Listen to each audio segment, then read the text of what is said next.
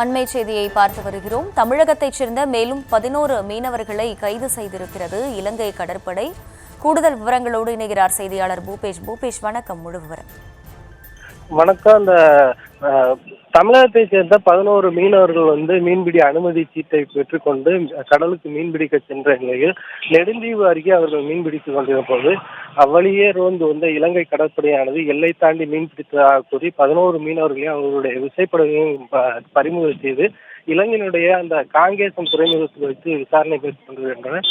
ஏற்கனவே கடந்த சில நாட்களுக்கு முன்னர் ராமநாதபுரம் மாவட்டம் மண்டபம் பகுதியிலிருந்து மீன்பிடிக்க சென்ற 3 மீனவர்களையும் ஒரு விசைப்படையையும் அந்த இலங்கை கடற்படையை பறிமுதலை அடுத்து அவர்கள் உடனடியாக விடுதலை செய்ய வேண்டும் என்ற கோரிக்கை வலுத்திருக்கக்கூடிய சூழல்ல தற்போது மேலும் ஒரு 11 மீனவர்களையும் அவருடைய விசைப்படகுகளையும் பறிமுதல் செய்து மீனவர் மத்தியில் பெரும் கொந்தளிப்பை ஏற்படுத்தியிருக்கிறது. உடனடியாக அந்த கைது செய்யப்பட்ட மீனவர்களை விடுதலை செய்ய வேண்டும்.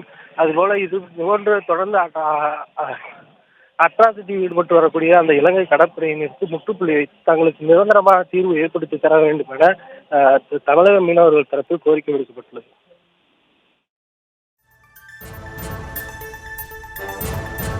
விவரங்களுக்கு நன்றி பூபேஷ்.